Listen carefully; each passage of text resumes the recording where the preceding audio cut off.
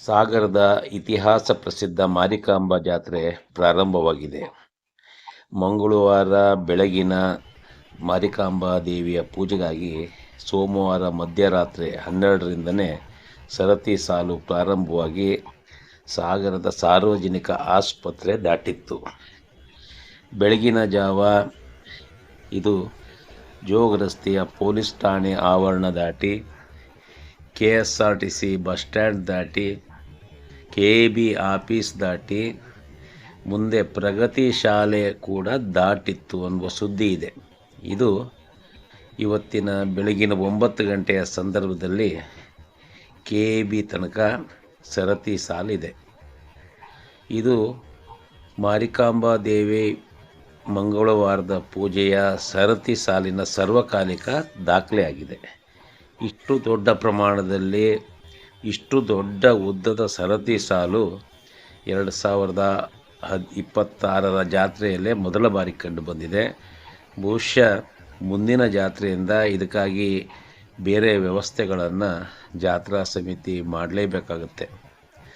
ಇಷ್ಟು ದೊಡ್ಡ ಜನಸ್ತೋಮ ಮಾರಿಕಾಂಬಾ ಜಾತ್ರೆಯ ಮೊದಲ ದಿನ ತವರು ಮನೆಯ ಪೂಜೆಯಲ್ಲಿ ಭಾಗಿಯಾಗ್ತಾ ಇರೋದು ಒಂದು ವಿಶೇಷ. ಇದು ಕೆಳದಿ ಅರಸರ ಕುಲದೇವತೆ. ಕೆಳದಿ ರಾಜ ಹಿರಿಯ ವೆಂಕಟಪ್ಪ ನಾಯಕರು ಸಾಗರ ಪಟ್ಟಣವನ್ನು ಕಟ್ಟಿದವರು. ತಮ್ಮ ಅಜ್ಜ ಸದಾಶಿವ ನಾಯಕರ ಜ್ಞಾಪಕಾರ್ಥ ಸ್ಮರಣಾರ್ಥ ಸದಾಶಿವ ಸಾಗರ ಅಂತ ಕಟ್ತಾರೆ.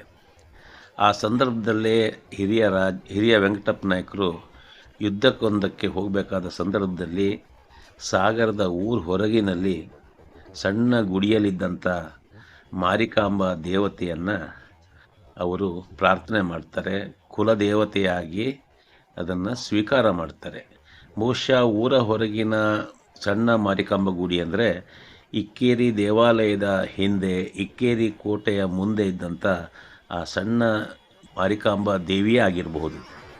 ನಂತರ ಈ ಕುಲದೇವತೆಯಾಗಿ ಸ್ವೀಕರಿಸಿ ಪ್ರಾರ್ಥನೆ ಮಾಡಿ ಯುದ್ಧಕ್ಕೆ ಹೋಗಿ ಯುದ್ಧವನ್ನು ಗೆದ್ದು ಬಂದ ನಂತರ ಆ ಸಣ್ಣ ಗುಡಿ, ಊರ ಹೊರಗಿನ ಸಣ್ಣ ಗುಡಿಯಲ್ಲಿದ್ದಂಥ ಮಾರಿಕಾಂಬಾ ದೇವತೆಯನ್ನು ಇವತ್ತಿನ ಮಾರಿಕಾಂಬಾ ದೇವಾಲಯ ಎಲ್ಲಿದೆ, ಸಾಗರದ ಪಟ್ಟಣದ ಮಧ್ಯದಲ್ಲಿ 3 ರಸ್ತೆ ಕೂಡುವಂಥ ಜಾಗದಲ್ಲಿದೆ, ಅಲ್ಲಿ ತಂದು ಪುನರ್ ಪ್ರತಿಷ್ಠಾಪನೆ ಮಾಡ್ತಾರೆ. ಇದು ಸುಮಾರು 400 ವರ್ಷಗಳ ಹಿಂದಿನ ಕತೆ, ಕೆಳದಿ ರಾಜರ ಕತೆ. ಆ ಸಂದರ್ಭದಲ್ಲಿ ಶಿಲಾಮಯ ಪಾದುಕೆಗಳ ಇದ್ದಂಥ ಒಂದು ವಿಗ್ರಹವನ್ನು ಅಲ್ಲಿ ತಂದು ಸ್ಥಾಪನೆ ಮಾಡ್ತಾರೆ. ಅದು ಈಗ ಎಲ್ಲಿ ಇಟ್ಟಿದ್ದಾರೆ ಗೊತ್ತಿಲ್ಲ. ಮೊದಲೇ ಮೂಲ ಮಾರಿಕಾಂಬಾ ದೇವಸ್ಥಾನದ ಎದುರಿಗೆ ಅದು ಇತ್ತು.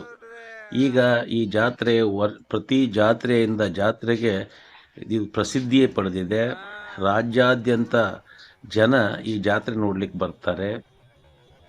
ಇವತ್ತಿನಿಂದ ದಿನಾಂಕ 11 ಫೆಬ್ರವರಿ 2026 ತನಕ 9 ದಿನಗಳ ಕಾಲ ಈ ಜಾತ್ರಾ ಮಹೋತ್ಸವ ಅದ್ಧೂರಿಯಾಗಿ ವಿಜೃಂಭಣೆಯಿಂದ ನಡೀತದೆ. ಈ ಜಾತ್ರೆಯ ವಿಜೃಂಭಣೆಗೆ ಇನ್ನೊಂದು ಕಾರಣ ಇಲ್ಲಿರುವಂಥ ಎಕ್ಸಿಬಿಷನ್. ಬಹುಶಃ ಅತ್ಯಂತ ಹೆಚ್ಚು ವಸ್ತು ಪ್ರದರ್ಶನಗಳು, ಮಳಿಗೆಗಳು ಈ ಜಾತ್ರೆಗೆ ಬರುತ್ತೆ.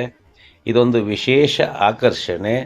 ಇದರಿಂದನೇ ಜಿಲ್ಲೆಯ ಹೊರ ಜಿಲ್ಲೆಯ ಜನಗಳು ಹೆಚ್ಚು ಜನ ಬರ್ತಾರೆ. ಹಾಗಾಗಿ ಸಾಗರದ ಮಾರಿಕಾಂಬಾ ದೇವಿ ಜಾತ್ರೆ ಐತಿಹಾಸಿಕ ಜಾತ್ರೆ, ಇತಿಹಾಸ ಪ್ರಸಿದ್ಧವಾದಂಥ ಜಾತ್ರೆ ಆಗಿದೆ. ನೋಡಿ, ಮಂಗಳವಾರ ಬೆಳಗಿನ ದೇವಿಯ ಮೂರ್ತಿ ಪೂಜೆಗೆ ಪ್ರಾರಂಭ ಆಗಿದೆ.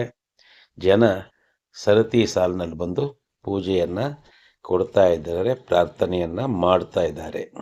ಸಾಗರದ ಮಾರಿಕಾಂಬಾ ದೇವಾಲಯ ಸಾಗರ ಪಟ್ಟಣಗಳನ್ನು ಕಟ್ಟಿದ ಕೆಳದಿ ರಾಜ, ಕೆಳದಿ ಕುಲತಿಲಕ ಹಿರಿಯ ವೆಂಕಟಪ್ಪ ನಾಯಕರನ್ನು ಸ್ಮರಿಸೋಣ.